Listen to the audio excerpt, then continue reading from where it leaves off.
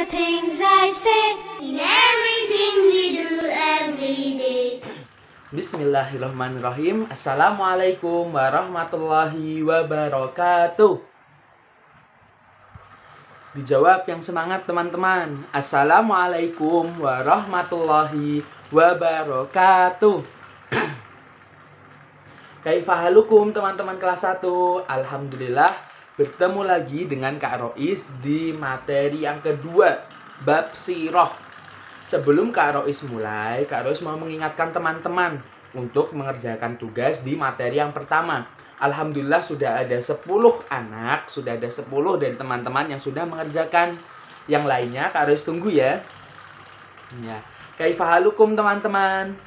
Alhamdulillah bikhair. Hari ini kita akan melanjutkan pelajaran sirah di 4 nabi yang selanjutnya. Kemarin sudah 3, sekarang 4, jadi 7. 4 nabi ini adalah Nabi Daud, Nabi Sulaiman, Nabi Ilyas, dan Nabi Ilyasa. Namanya sama ya, hampir mirip Nabi Ilyas dan Nabi Ilyasa. Bahkan Nabi Ilyas dan Nabi Ilyasa ini berdakwahnya bersamaan. Jadi mereka barengan saat hidup, saling membantu. Karena ceritakan satu persatu. Dari Nabi Daud alaihi salam. Nabi Daud itu teman-teman dari kecil itu sudah terkenal kuat dan pemberani, juga pintar, cerdas. Saat kecil, Nabi Daud hidup di Bani Israel yang dipimpin oleh raja namanya Talut.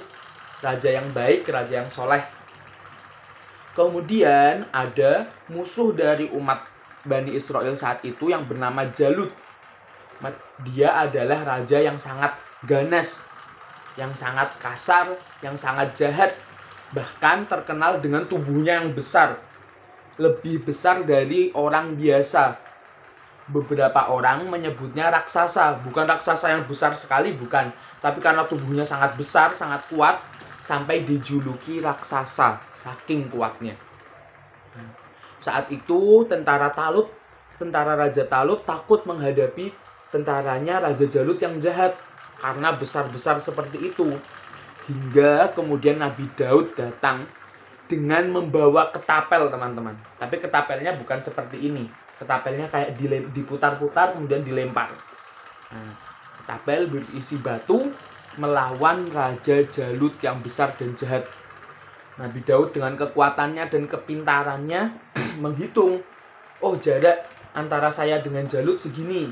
Dihitung teman-teman. Makanya teman-teman harus pintar matematika juga agar bisa menghitung dengan presisi atau dengan pas. Jadi dihitung, kemudian dilemparkan ketapel pertama. Wah, kena kepalanya Raja Jalut hingga berdarah. Karena kencang sekali batunya. Kemudian dilemparkan lagi, kena lagi, hingga akhirnya Raja Jalut kalah. Bayangkan teman-teman, raja yang besar, jahat, yang orang-orang dewasa takut, tapi dikalahkan oleh anak kecil, yaitu Nabi Daud, dengan kuasa dari Allah. Alhamdulillah Nabi Daud berhasil mengalahkan Raja Jalut. Akhirnya Nabi Daud disambut oleh rakyatnya, oleh Bani Israel dengan bahagia karena sudah berhasil mengalahkan musuh yang sangat hebat. Sehingga saat Raja Talut meninggal, Bani Israel meminta Nabi Daud untuk menjadi raja. Jadi Nabi Daud menjadi raja dan juga berdakwah. Oh iya, kemarin ada yang tanya ke Kak Rois, berdakwah itu apa sih Kak Rois? Berdakwah itu adalah mengajak orang yang belum menyembah Allah untuk menyembah Allah. Berarti mengajak orang kafir untuk masuk Islam, teman-teman. Itulah berdakwah. Nah, nabi-nabi terdahulu itu diperintahkan Allah untuk berdakwah. Kalau kita ikutnya ke Nabi Muhammad yang sudah berdakwah lebih dari 1400 tahun yang lalu. Sudah lama. Nah, sekarang dakwah Nabi Muhammad dilanjutkan oleh namanya ulama. Ulama itu di atasnya ustadz yang punya ilmu banyak, yang pintar, itu namanya ulama, teman-teman. Begitu itu untuk Nabi Daud. Yang kedua, kisah Nabi Sulaiman. Jadi setelah Nabi Daud menjadi raja, Nabi Daud itu punya anak yang bernama Nabi Sulaiman. Nabi Sulaiman itu terkenal dengan bijaksana dan pintar. Bijaksana itu bagaimana? Kalau bijaksana itu kalau misalnya ada masalah bisa diselesaikan dengan baik. Jadi kalau teman-teman ada masalah, teman-teman harus bijaksana, tahu menyelesaikan masalah dengan baik. Jika berbuat salah, jangan lupa minta maaf. Jika mau meminta bantuan, jangan lupa untuk meminta tolong. Dan jika sudah dibantu, jangan lupa untuk mengatakan jazakumullah khairan atau berterima kasih. Itu bijaksana, teman-teman. Jadi semasa mudanya, bukan anak-anak ya, saat sudah muda, Nabi Sulaiman itu sampai diminta untuk menjadi hakim. Tahu kan teman-teman, hakim yang ada di pengadilan nanti yang memutuskan kamu bersalah, kamu tidak bersalah. Nah, itu namanya hakim. Ya, jadi Nabi Sulaiman diminta jadi hakim karena sangat pandai, sangat pintar. Kemudian setelah besar, Nabi Daud meninggal, Nabi Sulaiman menjadi raja.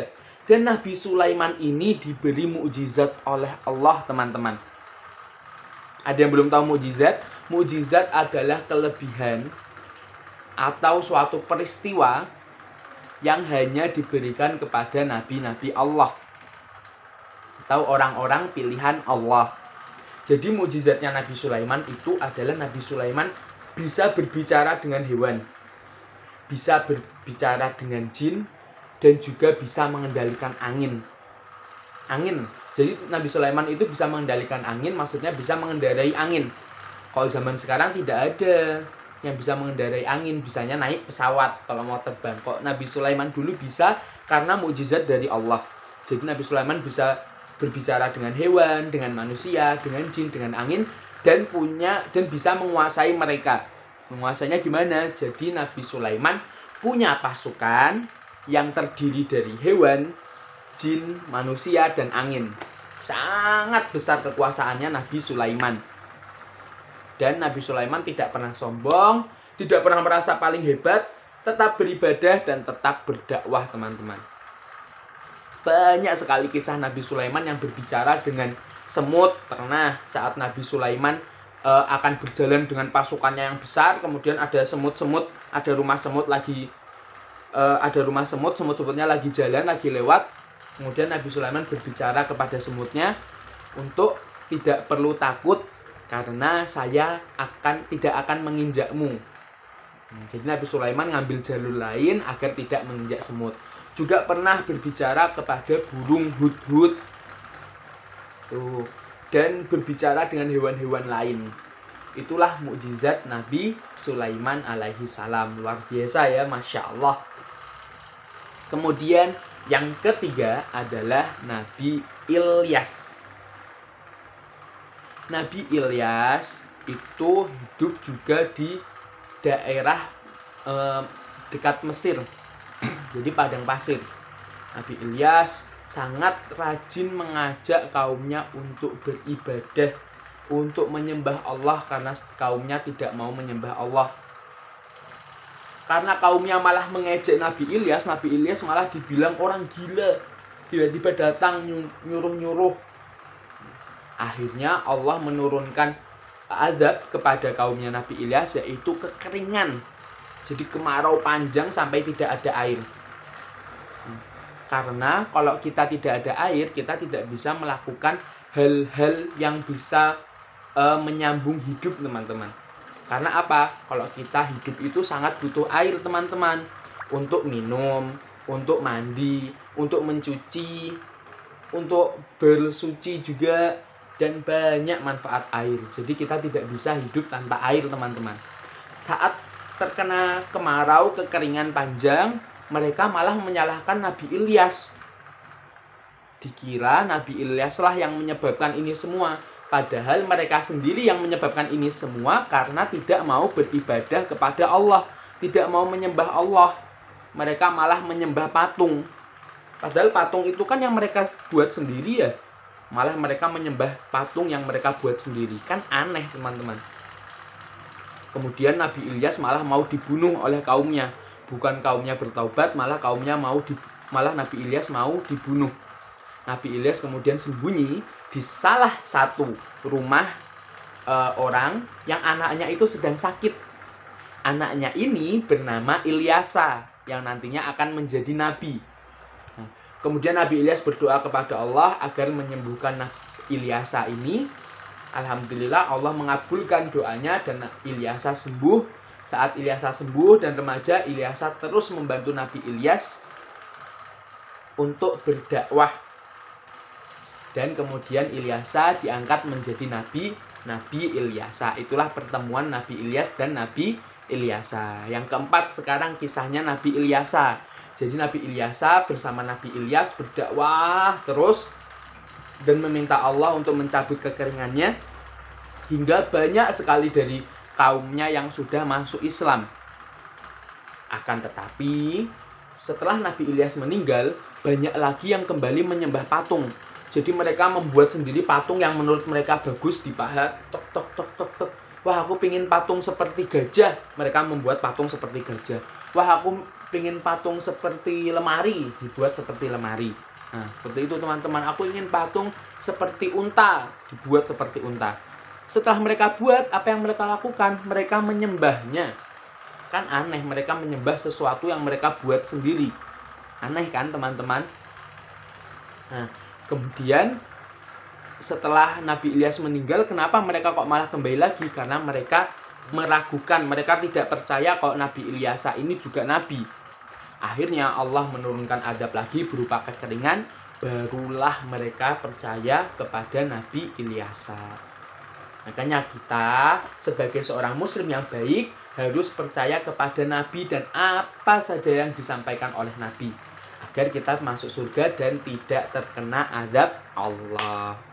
Begitu teman-teman 4 kisah Nabi yang Kak Rois sampaikan hari ini.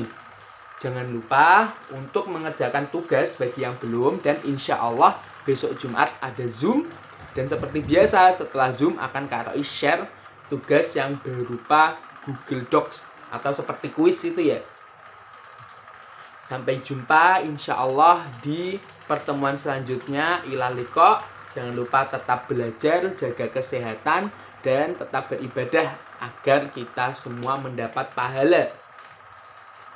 Ya teman-teman, cukup sekian Kak Rois akhiri. Assalamualaikum warahmatullahi wabarakatuh. Ilal liqa. Dadah teman-teman.